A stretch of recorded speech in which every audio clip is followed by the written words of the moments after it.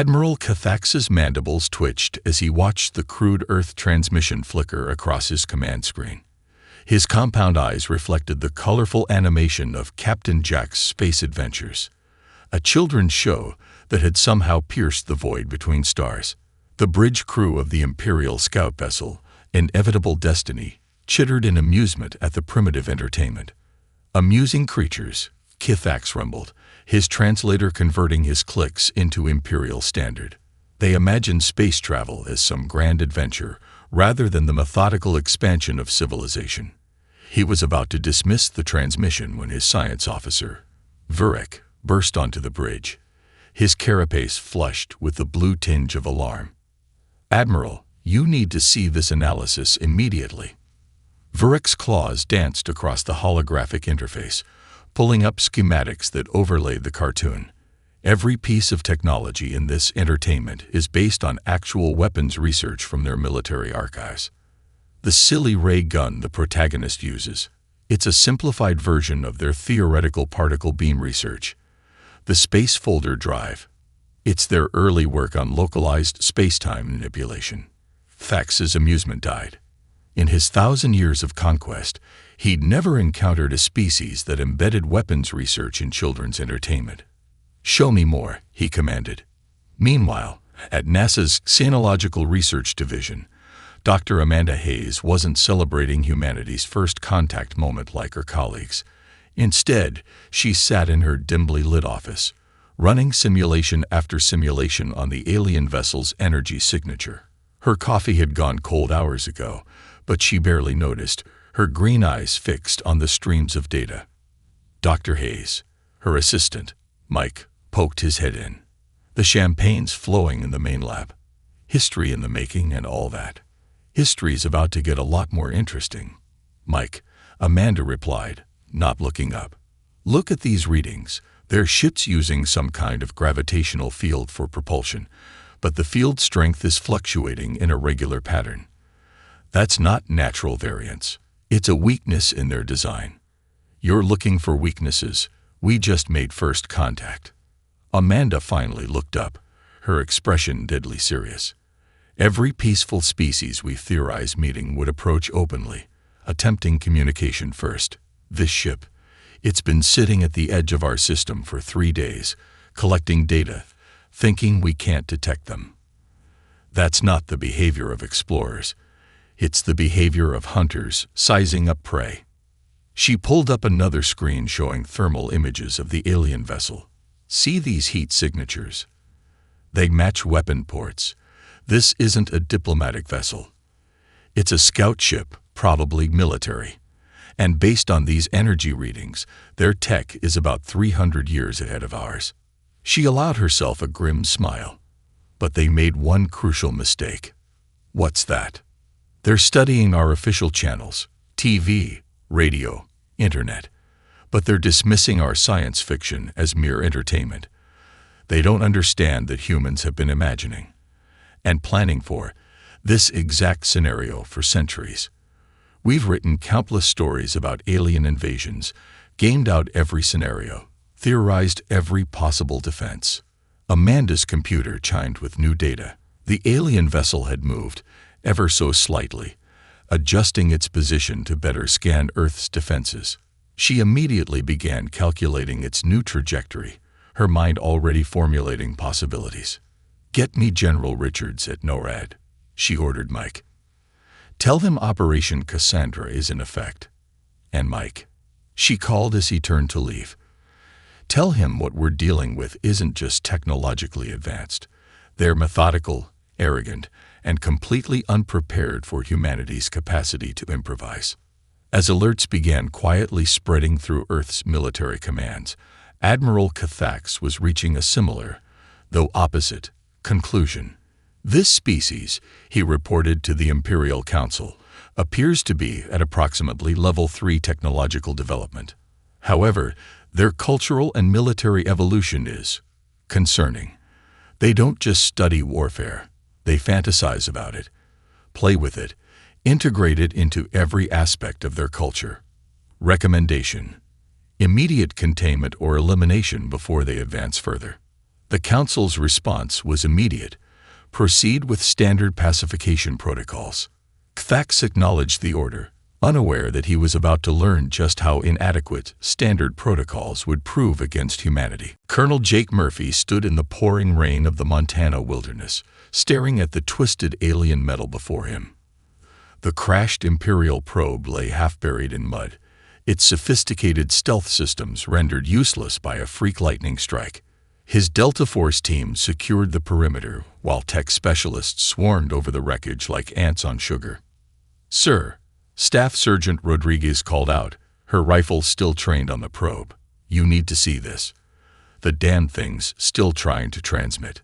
Murphy moved closer, his experienced eyes noting every detail. 15 years of Special Forces operations hadn't prepared him for this, but it had taught him something invaluable.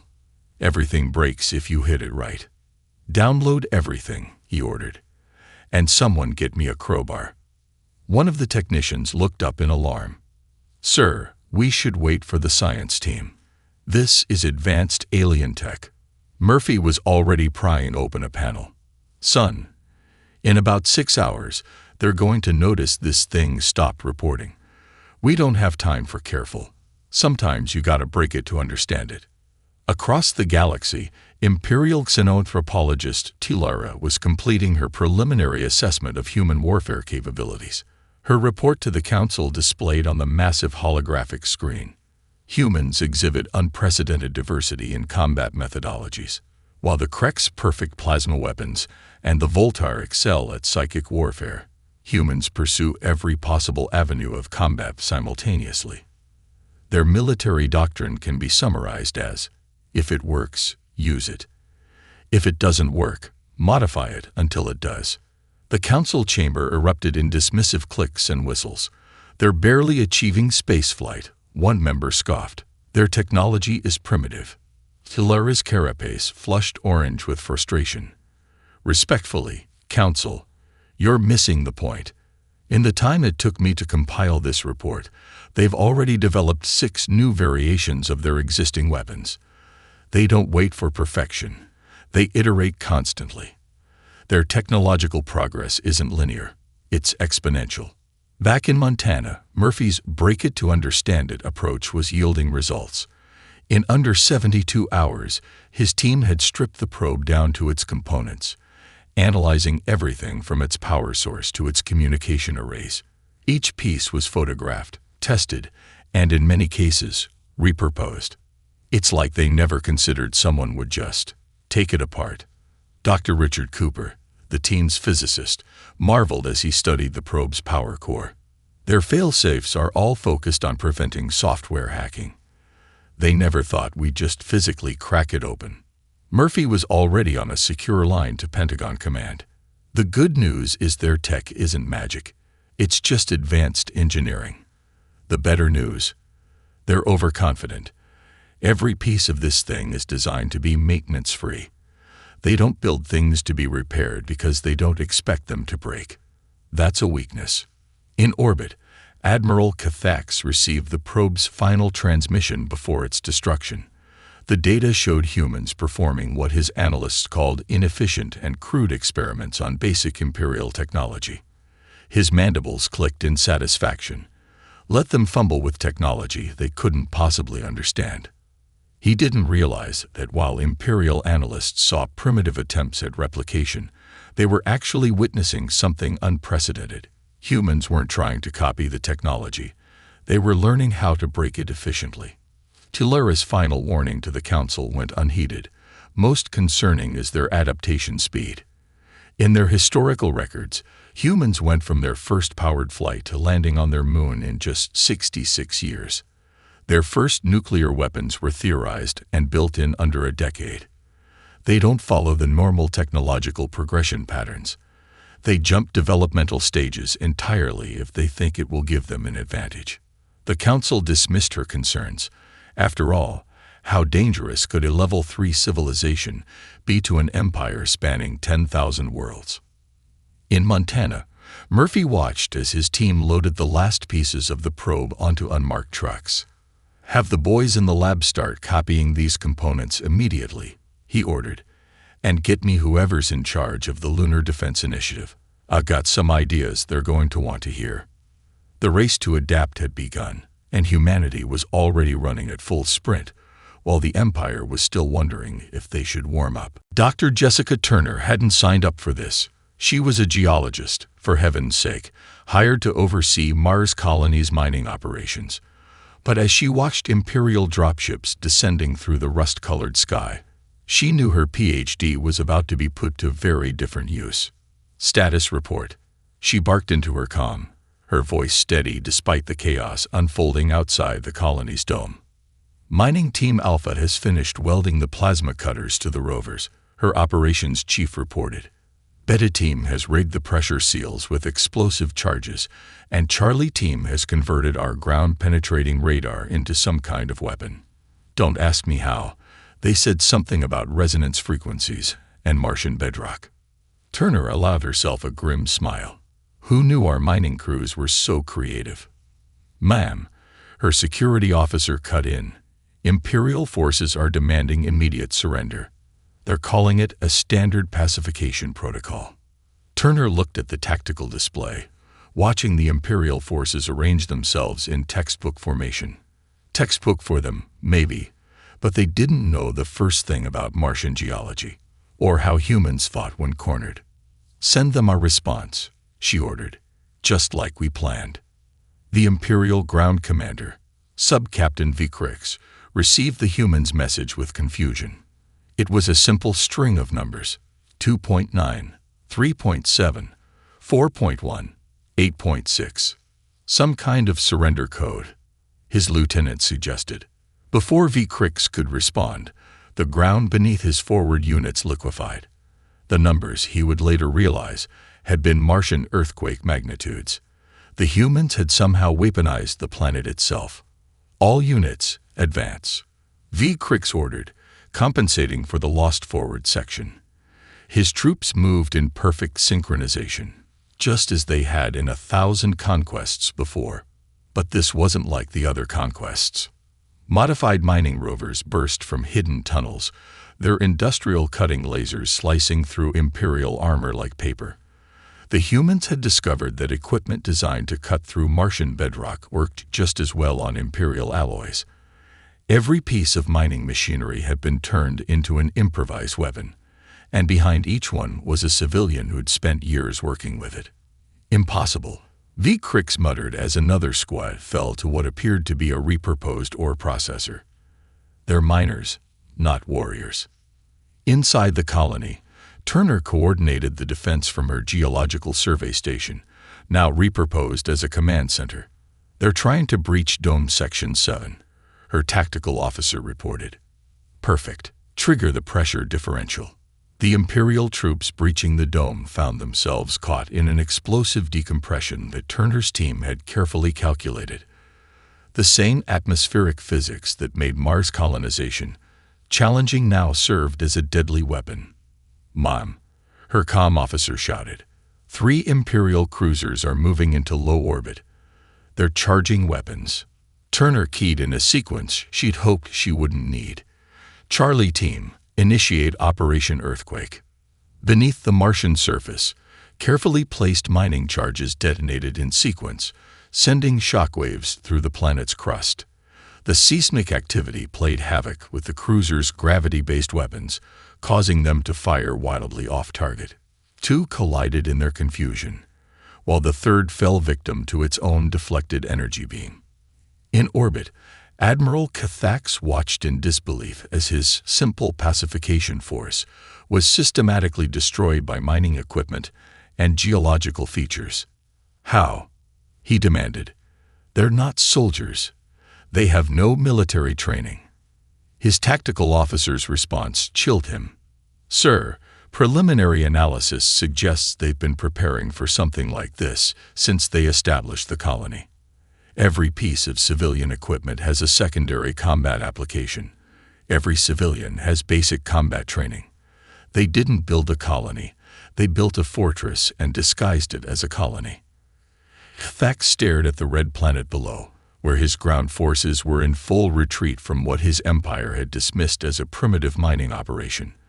His mandibles clicked in agitation as he composed his report to the council. Standard pacification protocols have failed.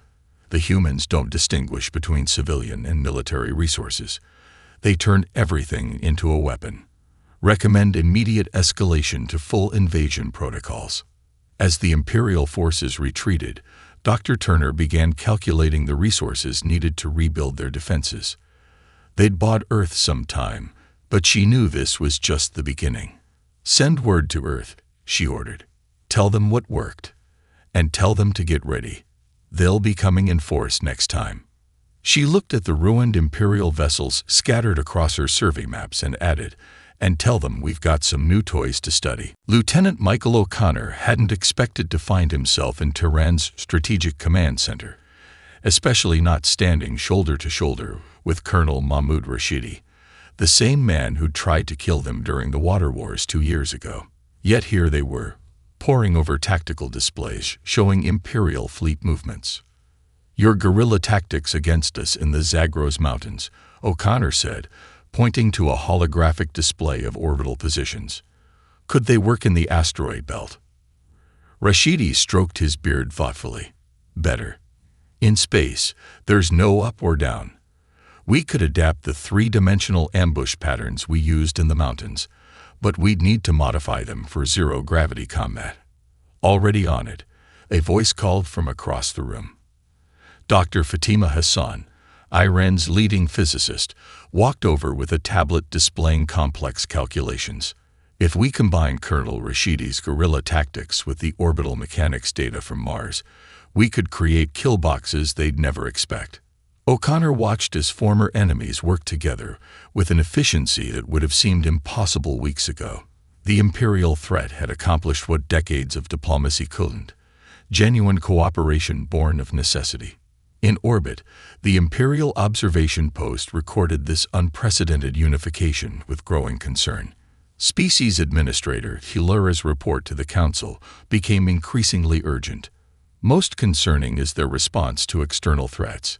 Humans possess a unique characteristic we've termed selective tribalism. They fight amongst themselves constantly but unite instantly against outside threats. Previous conflicts are not merely suspended but actively reversed. Former enemies now freely share military secrets and strategic expertise. The Council's dismissive response came swiftly. All primitive species unite when threatened. This is not unique. Respectfully, Council, you don't understand, Tilara insisted. They don't just unite. They combine their different combat methodologies. The guerrilla tactics of their insurgents are being merged with the precision strikes of their conventional forces. Their scientific community isn't just developing new weapons. They're finding ways to enhance existing combat styles with advanced technology. In Tehran, the unlikely alliance was bearing fruit.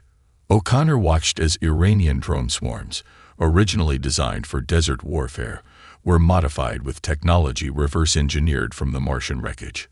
Chinese quantum computers crunched combat data while American AI systems predicted Imperial tactical responses. Indian space mechanics worked alongside Russian weapons specialists, combining their expertise in ways that would have been unthinkable months ago.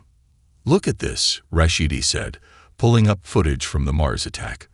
Their formations are perfect, too perfect. They follow tactical protocols exactly as they're written. O'Connor grinned. And what's the first thing they taught us in Special Forces? Perfect is predictable, they said in unison. Dr. Hassan joined them again, this time with simulations showing Imperial ship movements. Their technology is superior, but their thinking is linear. They expect us to either run or fight conventionally. They don't understand that humans fight dirty, O'Connor finished. Speaking of which, those shoulder-launched missiles your team developed during the Water Wars, could we modify them for vacuum use? Rashidi's eyes lit up. Better. We can combine them with your stealth tech. They'll never see them coming. In her report, Tilara made one final desperate attempt to convey the danger. They're not just adapting our technology.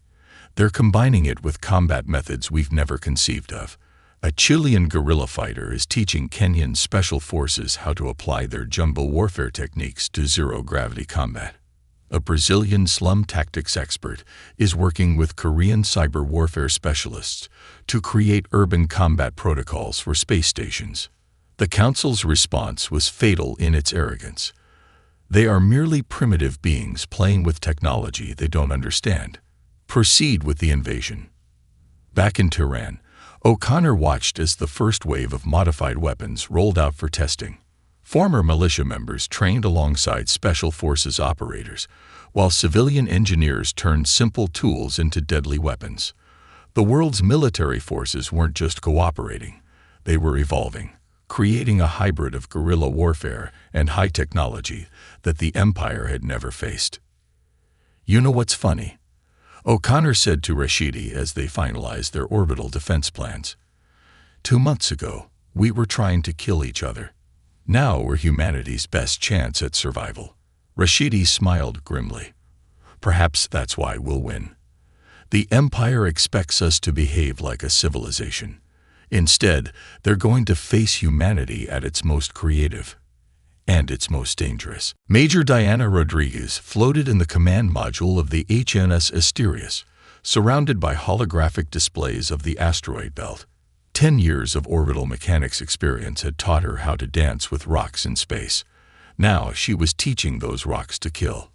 Status on Operation Slingshot, she asked, watching as mining ships carefully adjusted the orbits of selected asteroids. Phase 1 complete, Major Lieutenant Chen reported from his station.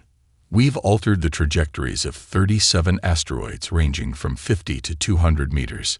Each one is now a gravity-assisted kinetic weapon. Rodriguez nodded, her dark eyes tracking the complex orbital patterns she designed. The Empire thought they were watching a desperate evacuation of mining operations. Instead, they were witnessing the setup of the largest trap in human military history. Their formations are so predictable, she mused. Always the same approach vectors, always the same spacing. It's like they've never had to worry about someone using their own precision against them. The Imperial fleet moved through space with mechanical perfection, their ships arranged in the time-tested celestial spear formation that had conquered 1,000 worlds. Admiral Cathax watched with satisfaction as his forces approached the asteroid belt. The humans are retreating deeper into the belt, his tactical officer reported. They appear to be abandoning their mining operations. Cathax's mandibles clicked in amusement. As expected, their primitive ships are no match for. The space around his fleet erupted in chaos. Rodriguez's voice crackled across all frequencies. Operation Slingshot. Execute. The precisely positioned asteroids began their deadly dance. Each one had been calculated to intersect with Imperial formation lanes at exactly the right moment. The Empire's perfect spacing became their perfect vulnerability. Impossible. Cathax chittered as his ships broke formation to avoid the initial wave. They're using the asteroids as weapons. Rodriguez's voice cut through their command channel. Fun fact about humans, Admiral. We figured out orbital mechanics because we wanted to know how to make rocks fall precisely where we want them to. The Imperial fleet scattered, their formation discipline working against them. As they moved to avoid the asteroids, they found themselves herded into prepared killing zones where modified mining lasers, originally designed to cut through rock, sliced through their hulls. Second wave, initiate, Rodriguez ordered. Abandoned mining platforms suddenly powered up, revealing hidden weapon systems cobbled together from industrial equipment and salvaged Imperial technology. The Empire's ships found themselves caught between the transformed mining platforms and the ongoing asteroid assault. Major, Chen called out, they're adapting. 3 squadrons are attempting to flank our position using their FTL drives. Rodriguez smiled. Exactly as predicted. Activate the gravity wells. The Empire's ships suddenly found their faster-than-light capabilities disrupted by carefully placed gravitational distortion devices, technology reverse-engineered from their own probe's drive system. That's the thing about humans, Rodriguez broadcast as Imperial ships began exploding across the belt. We don't just adapt technology. We imagine how it could fail, and then we make those failures happen. Kthax watched in horror as his fleet was systematically torn apart by what should have been simple mining equipment and space rocks. His tactical officer's report was devastating. "Admiral, their entire mining operation, it wasn't an industrial zone. It was a prepared battlefield. They used our own tactical protocols to predict where we'd be, then spent weeks positioning asteroids and weapons platforms accordingly." "But the cost?" Kthax protested.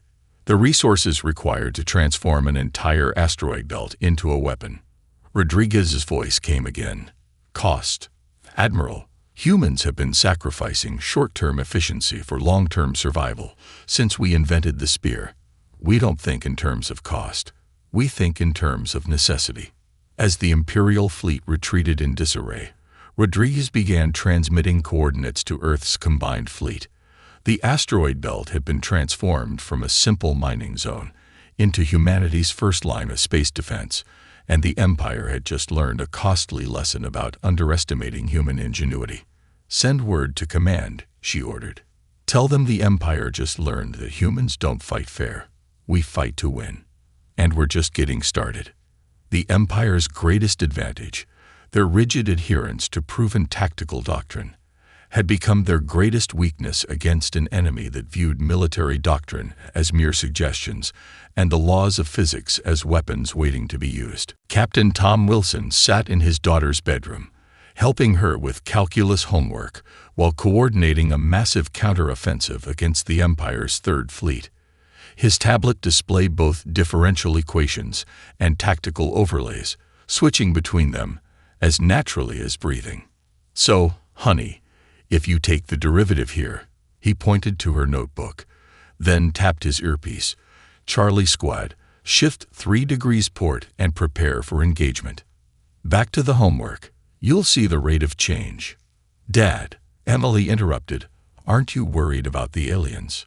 Wilson smiled, checking the tactical feed showing Imperial ships being systematically destroyed by his battle group's latest stratagem.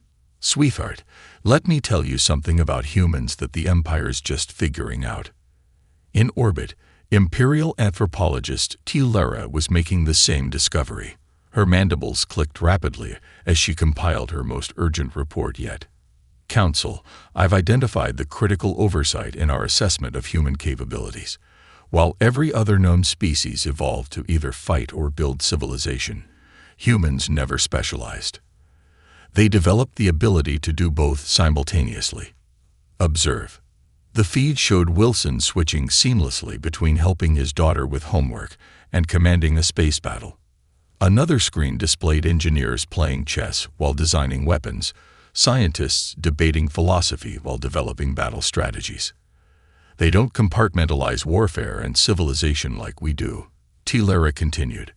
"Every human is potentially a warrior, scientist, and civilian simultaneously. This makes their entire society a latent military asset." The council chamber erupted in debate. "Impossible," one member chittered. "No species can maintain such cognitive division." Tilera's next evidence silenced the chamber. She displayed historical records showing humans creating art during wars, advancing science during conflicts, and developing culture while fighting for survival. "Their entire history is a contradiction by our standards," she explained. "They built the pyramids while waging wars. They created masterpieces during plagues. They advanced mathematics while developing weapons. Most critically, they don't see these as separate activities." Back on Earth, Wilson was demonstrating this unique human trait. "See, Emily, this derivative shows rate of change, just like how we calculate missile trajectories." In fact, he switched to his tactical display. "Watch this." He input the same equation she was studying, modified slightly, into the battle computer. Moments later, Imperial ships found their defensive formations disrupted by an attack pattern based on a calculus homework problem. "That's what makes humans special," Wilson told his daughter. "We don't just learn things, we connect them in ways no one expects." Tellura's report grew more urgent as she observed this in action. Their children's games become battle strategies. Their mathematical theories become weapon designs. Even their entertainment predicts future warfare scenarios. They don't just prepare for war. They integrate it into every aspect of their existence, while simultaneously advancing their civilization. The Council was beginning to understand the implications. How do we combat an enemy that turns everything, even children's education, into potential military innovation? We can't, Tellura responded. They've already transformed our initial attacks into learning opportunities. Their scientists study our weapons while their warriors study our tactics, and their civilians develop countermeasures as casually as they do their daily tasks. Wilson finished helping Emily with her homework, then turned his full attention to the battle. The equation they'd just studied had helped him identify a pattern in Imperial shield harmonics. As his forces exploited this weakness, he mused on how typical this was of humanity, finding military applications in a teenage girl's math homework. "Dad?" Emily asked as he stood to leave. "Is this why we're winning?" "Because we can do many things at once." Wilson paused at the door. "Partly. But it's more than that.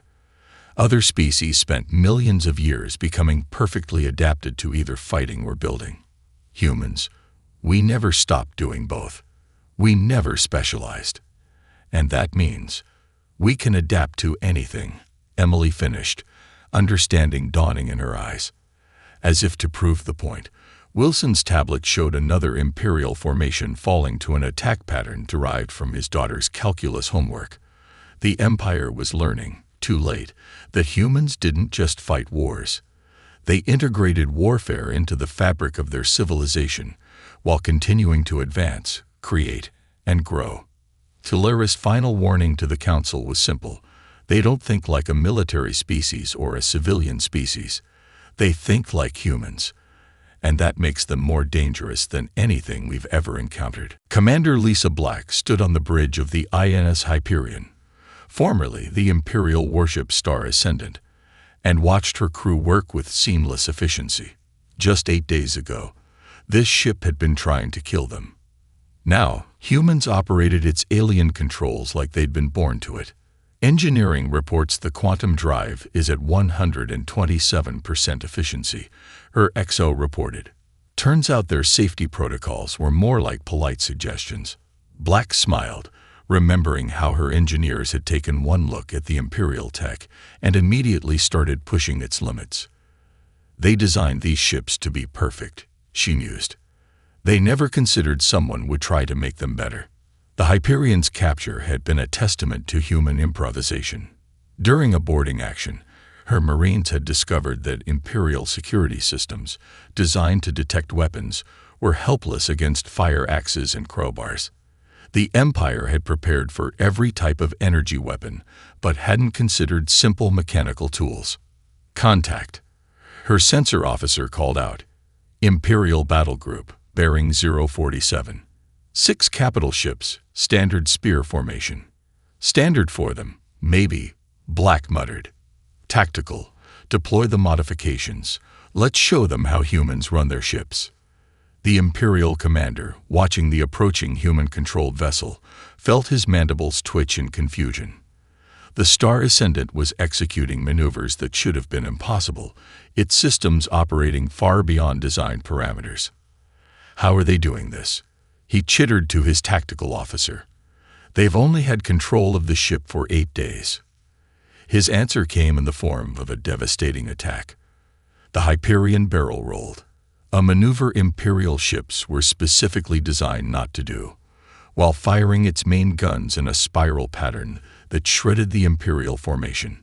In engineering, Chief Maria Santos monitored systems that were redlining by Imperial standards. You know what their biggest mistake was? She called to her team as they pushed the quantum drive even harder. They built everything to be perfect, reliable, and safe. They never asked, what if?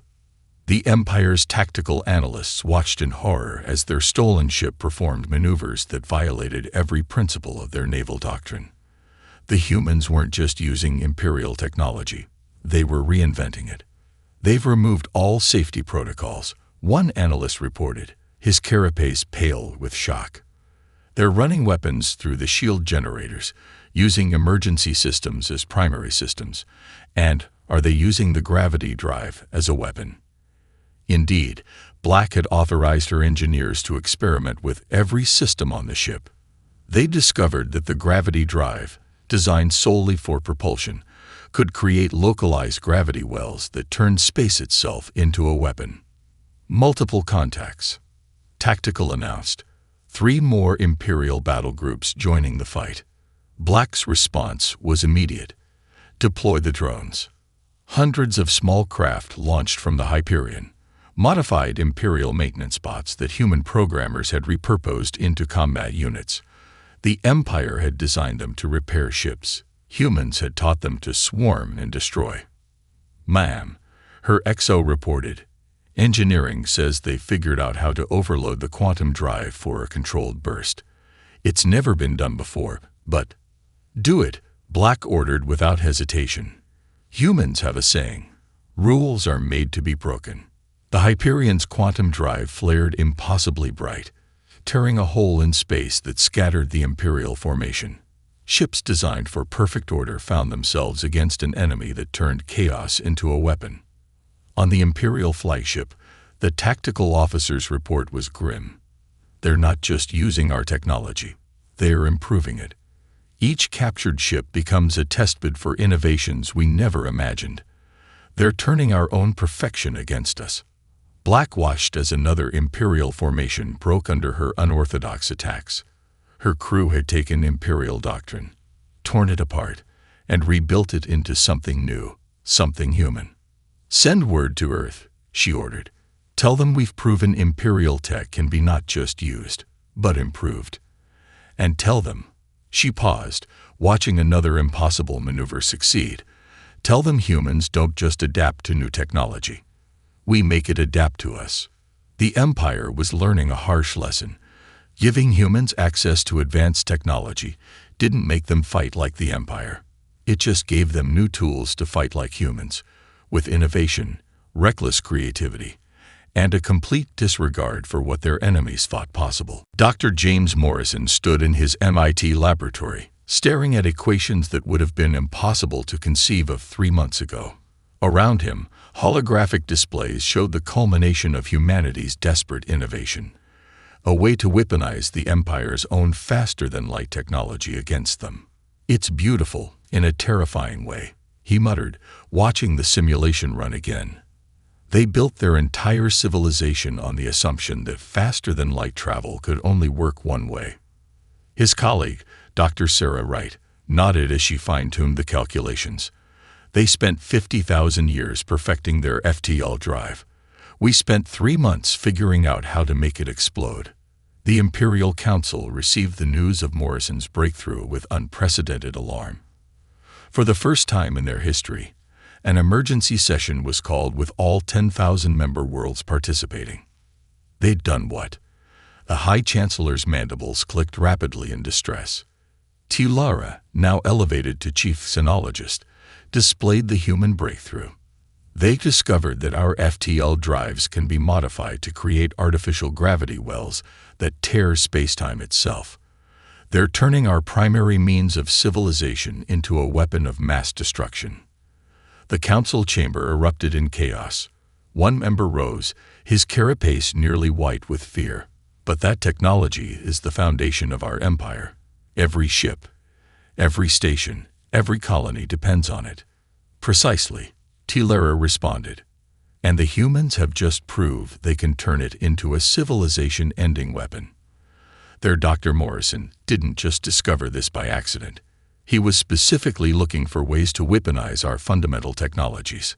Back on Earth, Morrison watched as the first modified FTL weapon was tested against an abandoned Imperial outpost. The result exceeded even his calculations. The entire station, along with a sphere of space-time around it, collapsed into a temporary singularity. Send the footage to all Imperial frequencies, he ordered. They need to understand. This isn't a weapon of war. This is a weapon of extinction. The Empire's response came swiftly. Every Imperial ship began an immediate retreat, abandoning positions so quickly that some of their technology was left behind. But it wasn't fear of the weapon that drove their retreat. It was fear of what it represented. Admiral Cathax, once confident in his empire's superiority, drafted the final retreat order himself. To all Imperial forces, the humans have demonstrated a capability we have never encountered in our 50,000 years of expansion. They do not merely adapt to technology, they reshape it according to their darkest imaginations. They don't ask, how does this work? But rather, how can this kill? Every technology we introduce to them becomes a potential weapon of mass destruction. Most critically, they do not think like a civilization. They think like survivors, like warriors, like scientists, and like innovators simultaneously. They are not merely dangerous. They are civilization-ending dangerous. All Imperial forces are hereby ordered to retreat beyond the quarantine zone. Warning beacons will be placed at every approach to human space with a single message. Beyond this point lies a species that views your greatest achievements as unfinished weapons. Do not engage. Morrison watched the Imperial retreat from his lab, surrounded by technologies that humanity had twisted into weapons. You know what their real mistake was? He asked Wright. Underestimating us. No, he replied, shutting down the simulation. Their mistake was being perfect. They spent 50,000 years refining their technology until it could only work one way. Their way. Humans, we look at perfection and see limitation. We look at technology and see possibility. We look at the impossible and see challenge. The final Imperial ships vanished into FTL, leaking behind a changed galaxy. The mighty empire, spanning 10,000 worlds, had been forced to retreat not by superior numbers or technology, but by the realization that they had awakened something unique in the galaxy, a species that turned understanding into weaponry, adaptation into art, and impossibility into opportunity. As humanity began preparing for its own journey to the stars, the Empire's warning beacons pulsed their message to all who approach. Here dwells a species that does not merely survive, they weaponize survival itself. Approach at your own extinction. The galaxy would never be the same. Humanity had arrived on the cosmic stage, not with a whimper, but with an explosion of innovation that would echo through the ages. The Empire had tried to conquer a civilization, only to discover they had instead unleashed humanity's full potential.